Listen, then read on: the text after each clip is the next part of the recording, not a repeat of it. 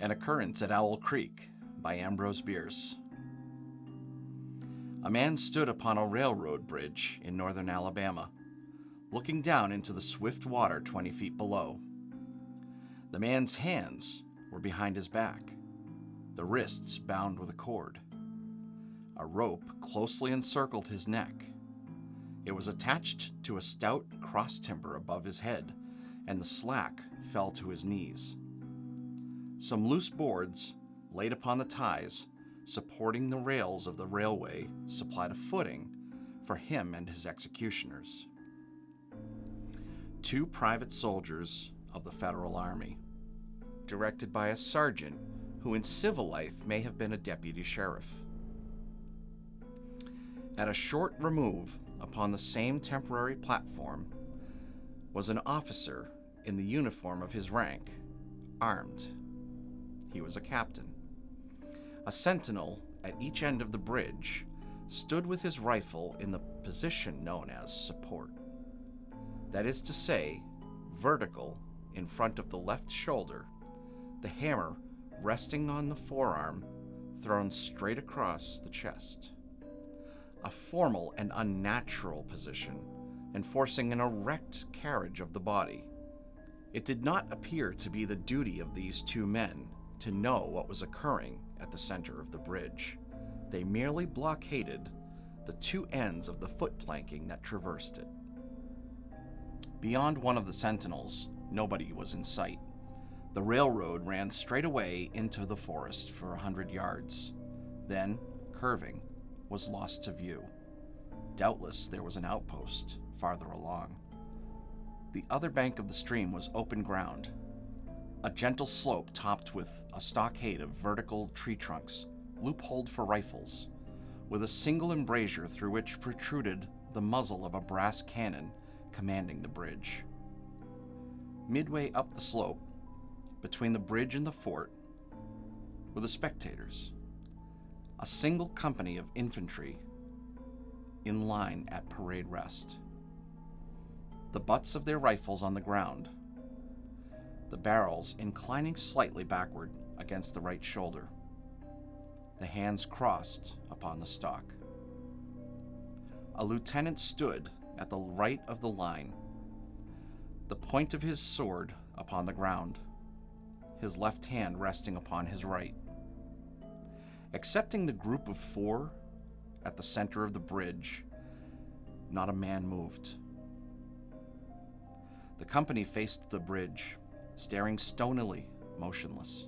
The sentinels, facing the banks of the stream, might have been statues to adorn the bridge.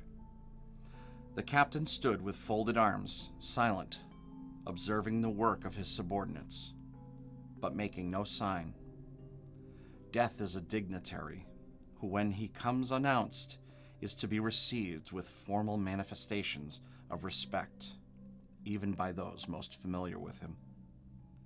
In the code of military etiquette, silence and fixity are forms of deference.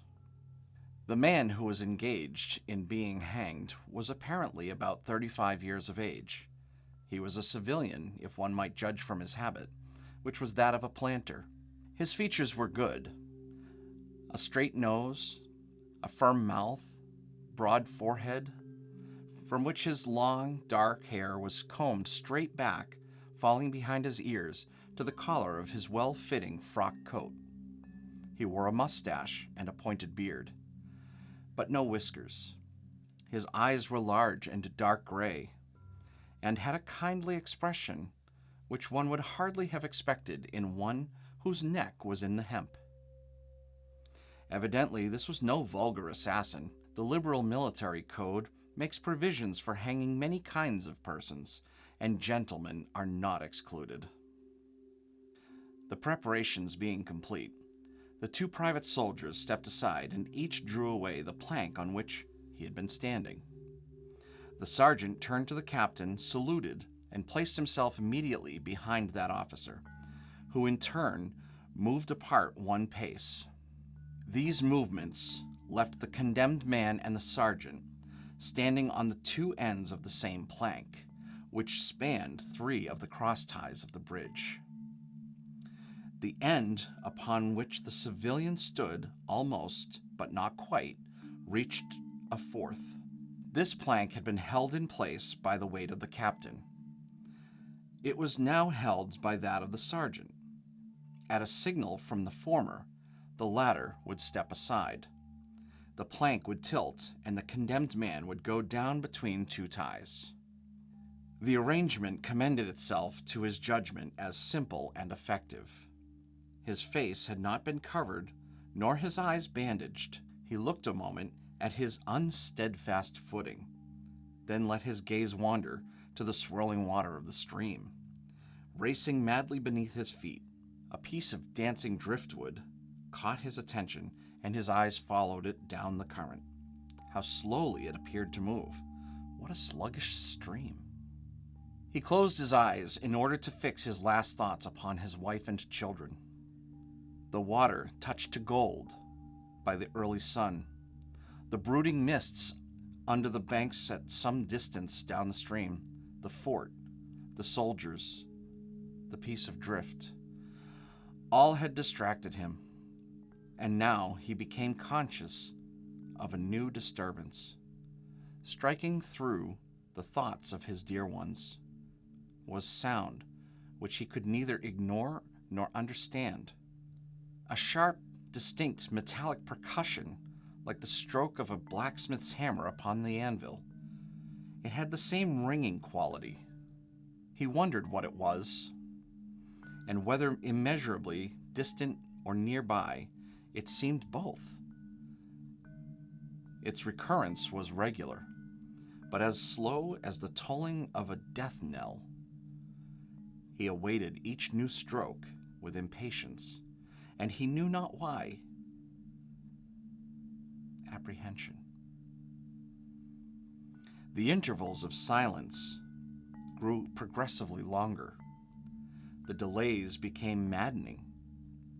With their greater infrequency, the sounds increased in strength and sharpness. They hurt his ear like the thrust of a knife. He feared he would shriek. What he heard was the ticking of his watch.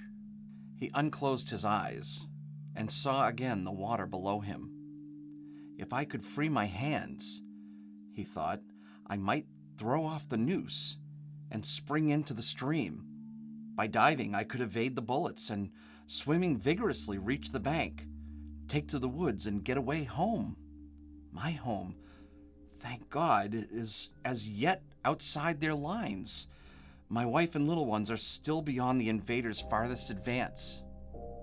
As these thoughts, which have here to be set down in words, were flashed into the doomed man's brain rather than evolve from it, the captain nodded to the sergeant. The sergeant stepped aside. Peyton Farquhar was a well-to-do planter of an old and highly respected Alabama family.